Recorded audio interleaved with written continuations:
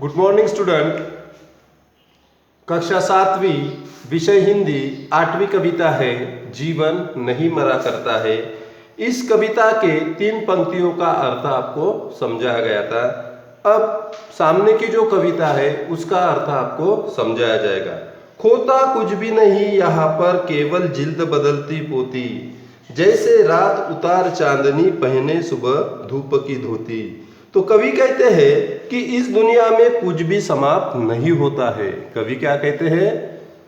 खोता कुछ भी नहीं है यहाँ पर। कवि कहते हैं कि इस दुनिया में कुछ भी समाप्त नहीं होता है, केवल उसका रूप बदलता रहता है। इस दुनिया में समाप्त कुछ भी नहीं होता है, केवल उसका रूप बदलता रहता है। खोता कुछ भी नहीं है यहाँ पर केवल जिल्द बदलती पोती, जैसे रात उतार चांदनी पहने सुबह धूप की धोती। रात के बाद दिन का आना ऐसा लगता है मानो रात ने चांदनी रूपी वस्त्र उतार कर धूप रूपी वस्त्र पहन लिए हो। जैसे रात उतार चांदनी पहने सुबह धूप की धोती। तो कवि कहते हैं कि ऐसा लगता है रात के बाद दिन का आना ऐसा लगता है मानो रात ने चांदनी रूपी वस्त्र उतारकर धूप रूपी वस्त्र पहन लिए हो। हमें यह समझना चाहिए कि बचपन में खेलते समय कुछ खिलौने टूट जाते हैं, कुछ खो जाते हैं, परंतु बच्चों के आनंद पर कोई असर नहीं होता। वस्त्र बदल कर आने वालों, चाल बदल कर जाने वालों, चंद खिलौने के खोने से बचपन नहीं मरा करता है। बचपन में यदि हमारा एकाधी खिलौना टूट गया, बच्चों का एकाधी खिलौना टूट गया, तो बच्चे रूठते नहीं है।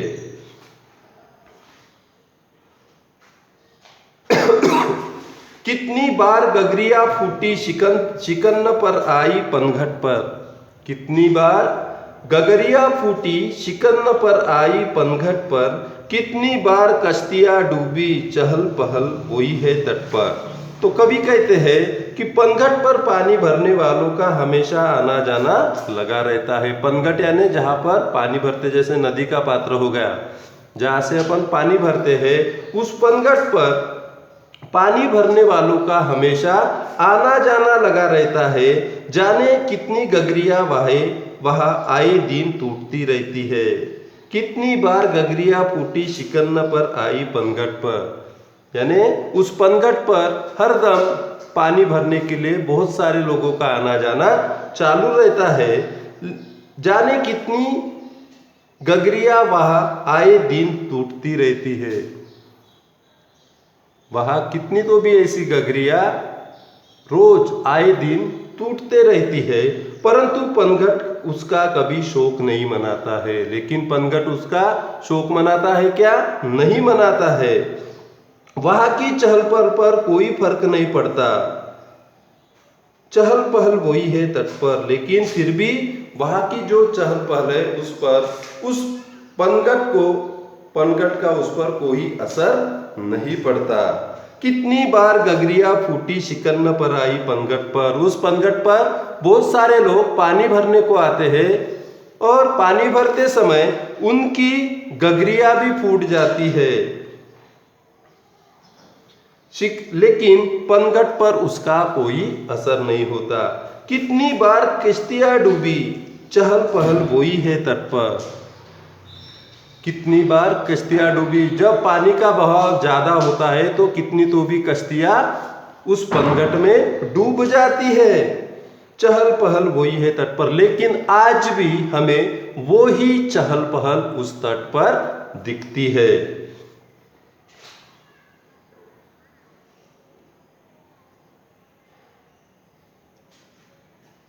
तम की उम्र बढ़ाने वालों, लो की आयु घटाने वालों, लाख करे पतझर कोशिश पर उपवन नहीं मरा करता है।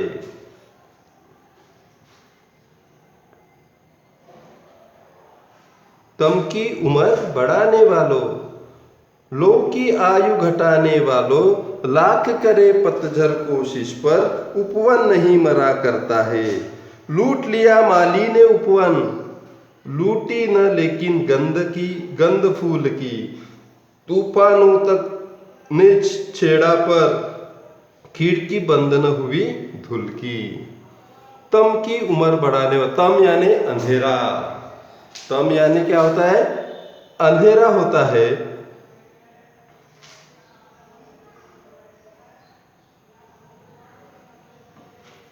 तम यानी अंधेरा।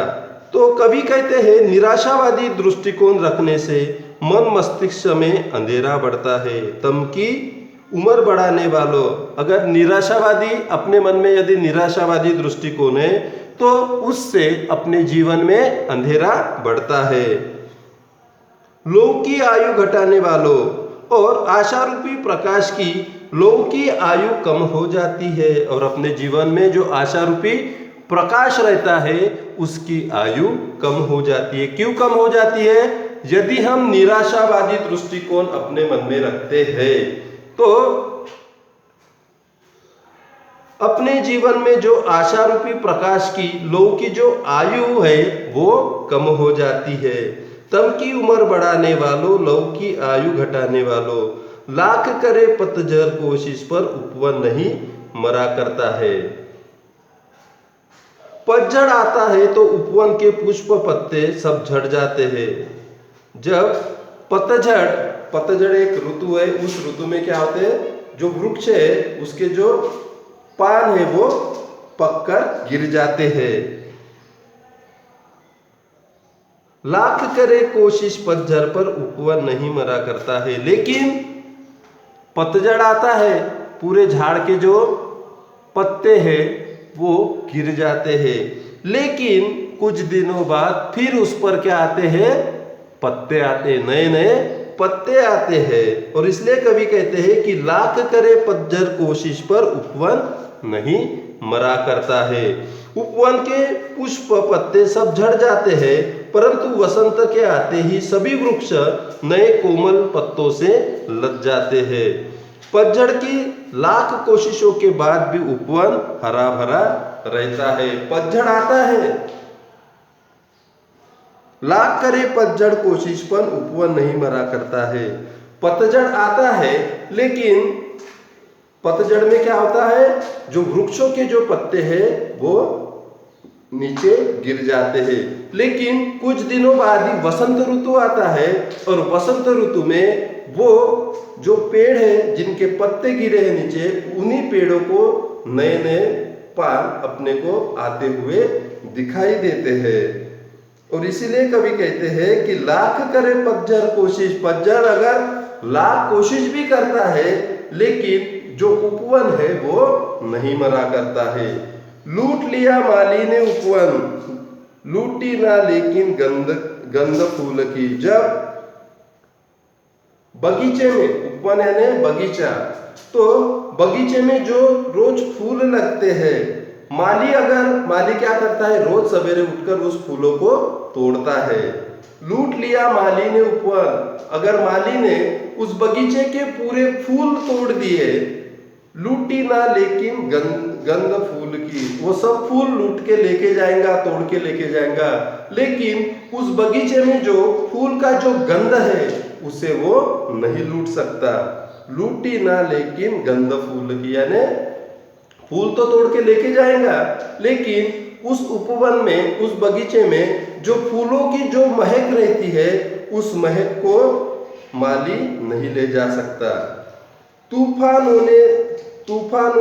तक ने छेड़ा पर, खिड़की बंद न हुई धुल की। तूफानों ने छेड़ा, जब तूफान आते हैं तो विध्वंस करते हैं। खिड़की बंद ना हुई धूल की, तुम कितनी भी खिड़कियां बंद कर लो लेकिन जो धूल है घर के अंदर आती ही है ना। जब तूफान आता है तो हम क्या करते हैं? दरवाजे खिड़कियां बंद कर देते हैं, लेकिन तुम कितनी भी दरवाजे खिड़कियां बंद करो लेकिन जो धूल है वो अपने घर के अंदर आती ही है। नफरत गले लगाने वालों, सब पर धूल उड़ाने वालों, नफरत गले लगाने वालों, सब पर धूल उड़ाने वालों, कुछ मुकड़ों की नाराजी से दर्पण नहीं मरा करता है। तो कवि कहते हैं कि माली प्रतिदिन लूट लिया माली ने उपवन। तो कवि कहते हैं कि माली प्रतिदिन उपवन के सभी फूलों को तोड़ लेता है, लेकिन वह वहां फैला सुगंध नहीं लूट सकता। मैंने आपको अभी बताया कि लूट लिया माली ने उपवन, लूटी ना लेकिन गंध फूल की। तो माली ने प्रतिदिन उपवन के सभी फूल तोड़ लेता है, लेकिन वह वहां की सुगंध नहीं लूट सकता। तूफान आते रहते हैं, परंतु सुगंध के स्तोत्र के वह कुछ नहीं बिगाड़ सकते। तूफान तो आते रहते हैं, लेकिन जो सुगंध है, जो फैला हुआ सुगंध है, उसका वो कुछ भी नहीं बिगाड़ सकते। नफरत गले लगाने वालों, सब पर धूल उड़ाने वालों, कुछ मुकड़ों की नाराजी से दर्पण नहीं मरा करता है। कुछ लोग सदा नफरत का भाव मन में लिए रहते हैं। हम जब अपने परिसर में घूमते हैं, लोगों से मिलते हैं, तो हमें कुछ लोग ऐसे दिखते हैं कि हरदम उनके चेहरे पे नफरत ही हमें दिखाई पड़ती है। तो इन लोगों के लिए कवि कहते हैं कि नफरत का भाव मन में लिए रहते हैं। कुछ लोग जो है, जो नफरत का भाव अपने मन में लिए रहते हैं। ऐसे लोगों का काम होता है हर समय दूसरों की निंदा करना। हमारे समाज में कुछ ऐसे लोग दिखते हैं कि जो हरदम दूसरों की निंदा करते रहते हैं, लेकिन ये लोग भूल जाते हैं कि दर्पण का काम होता है केवल सच्चाई दिखाना। लेकिन ये जो लोग हैं, जो नफरत की भावना से लोगों को देखते हैं और लोगों की निंदा करते हैं, लेकिन ये लोग भूल जाते हैं कि दर्पण का काम होता है केवल सच्चाई दिखाना। कुछ मुकड़ों की नाराजी से दर्पण नहीं मरा करता है। अगर कुछ मुकड़े नाराज भी हो तो इसके वजह से दर्पण नहीं मरा करता है। तो बच्चों, इस कविता का भावार्थ आपको भी अपने हिंदी के बुक में लिखना है। तो सबसे पहले आपको ये चित्र निकालना है, और ये कविता भी आपको लिखना है। कविता लिखने के बाद इस कविता का भावार्थ आपको अपने शब्दों में लिखना है।